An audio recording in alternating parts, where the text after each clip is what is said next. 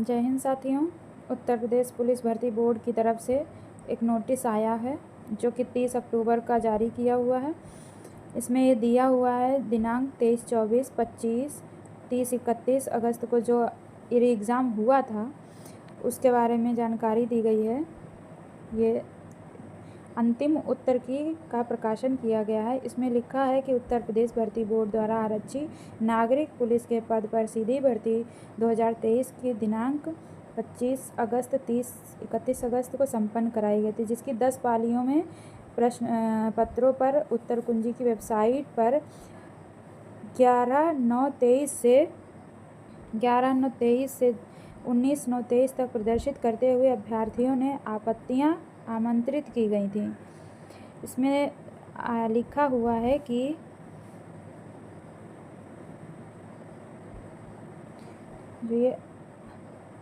ये देखो दिखा रहा है, अभ्यर्थियों द्वारा कुल आपत्तियों का विषय विशेषज्ञों द्वारा परीक्षण किए जाने पर उपरांत समस्त 10 पालियों के कुल 70 प्रश्नों के संबंध में आपत्तियां उचित पाई गई हैं, जिसको सक्षम स्तर पर विचार करते हुए निर्णायक निम्नानुसार निर्णय लिए गए हैं।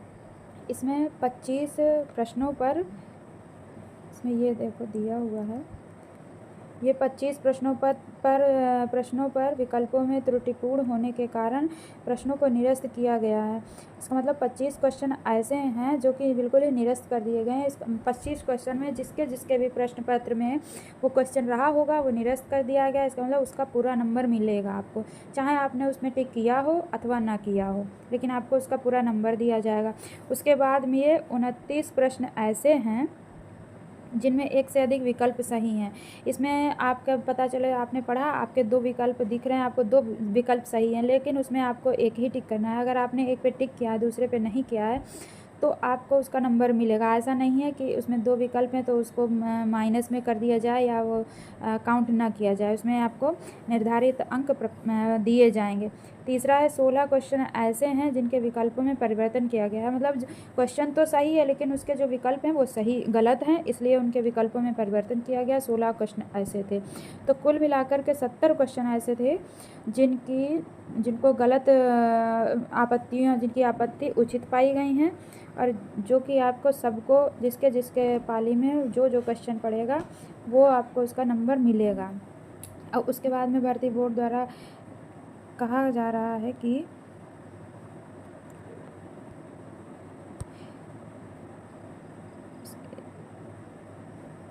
इसके बाद में ये 9/11 तक, हाँ, उसके अभ्यर्थियों, ये देखो इसमें दिया हुआ है सब अभ्यर्थियों को बोर्ड की वेबसाइट पर लिंक उपलब्ध कराया गया है।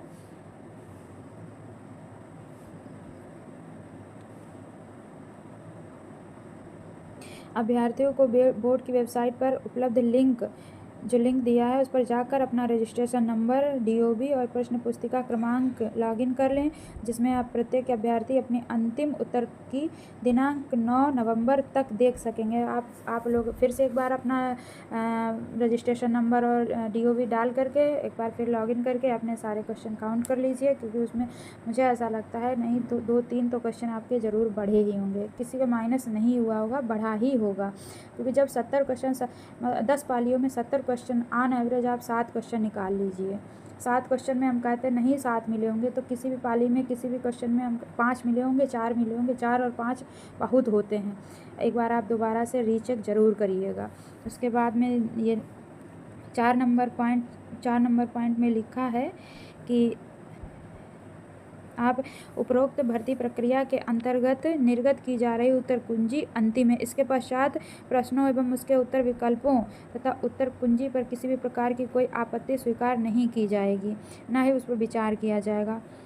तो अब ये वाली आंसर की फाइनल आंसर की है, इसीलिए तो इसको तब से हल्ला मचा हुआ है। फाइनल आंसर की आ चुकी है, तो अब इसमें आप ज़रूर आपको लाभ ही लाभ होगा। इसमें मेरे हिसाब से नुकसान नहीं होगा। ऑन एवरेज निकाला ना 7 क्वेश्चन, तो 7 में 5 तो मिलेगा, 4 मिलेगा, कुछ तो मिलेगा ही।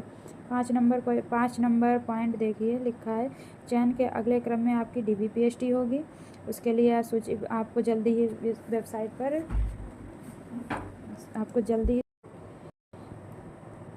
इसमें उत्तर प्रदेश भर्ती बोर्ड की वेबसाइट पर प्रकाशित की जाएगी। तो आप लोग DVPST के लिए तैयार हो जाइए।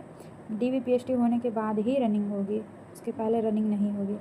और रनिंग DVPST में आपको क्या क्या डॉक्यूमेंट ले जाने होंगे एक बार थोड़ा सा देख लीजिए, क्योंकि आजकल पता तो सबको रहता है, लेकिन फिर भी एक बार रीचेक ज़रूर कर लीजिए।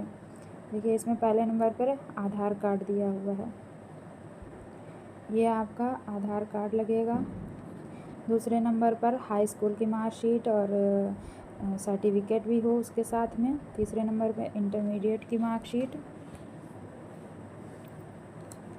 उसके बाद आय प्रमाण पत्र लगेगा।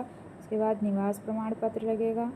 जाति प्रमाण पत्र सबका नहीं लगेगा। जाति प्रमाण पत्र सिर्फ OBC SC ST का ही लगेगा, सामान्य का जाति प्रमाण पत्र नहीं लगेगा। लेकिन ये एक नई चीज़ आई है, EWS। ये EWS जो है ये सामान्य के लिए है, क्योंकि आपने फॉर्म भरते समय EWS ज़रूर कॉलम में फिल किया होगा। तो EWS जो आपने फॉर्म भरते समय भरा है वही आपका EWS इसमें लग जाएगा। EWS के बाद में ये चरित्र प्रमाण पत्र 2 लगेंगे। एक चरित्र प्रमाण पत्र आपका लगेगा प्रधान द्वारा। प्रधान जी, आपके गांव में प्रधान जी, या आप अगर नगर पंचायत में रहते हैं तो नगर पंचायत से आप अपना एक चरित्र प्रमाण पत्र बनवा सकते हैं। लोग आसानी से बना देते हैं, कोई दिक्कत नहीं है।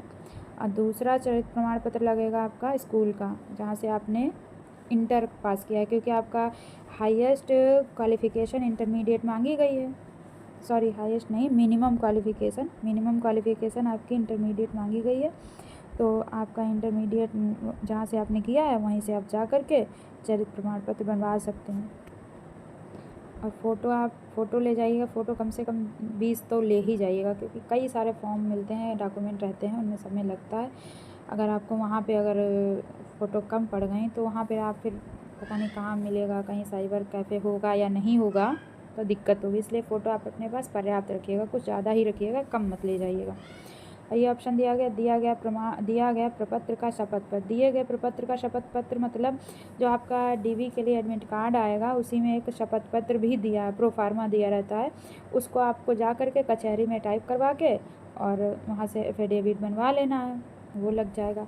और एडमिट कार्ड जो आपका आएगा DV का, वो एप्लीकेशन फॉर्म को भी आप अपने साथ लेके जाएंगे, क्योंकि एप्लीकेशन फॉर्म भी वहाँ पे जो आपका पूरा कागज़ तैयार होंगे तो आपका एप्लीकेशन फॉर्म भी साथ में रहता है।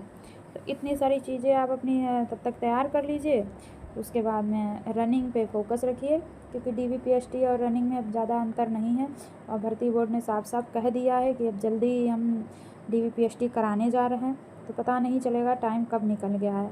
एक तो अभी दीपावली की थकान, कल भाई दूज है, उसके बाद में ये सारे त्यौहार, जब इसकी थकान उतरेगी उसके तब जाके कहीं आपको होश आएगा। इससे पहले ही आप सचेत रहिए, सारे डॉक्यूमेंट बनवा लीजिए और रनिंग पे फोकस रखिए, क्योंकि रनिंग ही मेन है। जब आपकी रनिंग हो जाएगी तो समझ लीजिए आपका सिलेक्शन हो गया है। मेडिकल वगैरह साधारण ही होता है, कोई ये ज़्यादा टफ नहीं रहता है मेडिकल। और मेडिकल में क्या होता है, कैसे होता है, खासकर फ़ीमेल के बारे में, क्योंकि मैंने मेडिकल दिया है तो फ़ीमेल के बारे में एक जल्दी ही वीडियो बनाऊँगी। उसमें भी मैं बता दूँगी क्या क्या चेक होता है, कैसे होता है। बिल्कुल डरने की कोई बात नहीं है। जब पहला होता है तो सभी लोग डरते हैं, मुझे भी बहुत डर लग रहा था कि पता नहीं मेडिकल में क्या होगा क्या नहीं होगा, DV में क्या होगा, लेकिन सारी चीज़ें आसानी से हो जाती है। अगर आप सही हैं तो किसी चीज़ में दिक्कत नहीं है। तो इसलिए आप अपने सारे कागज़ तैयार रखिए और रनिंग करते रहिए और अपने हाथ पैरों को बचा के रखिए। इस समय चोट वोट ना लगने पाए। खाते पीते रहिए, स्वस्थ रहिए, मस्त रहिए और चैनल को सब्सक्राइब कर लीजिएगा। जय हिंद।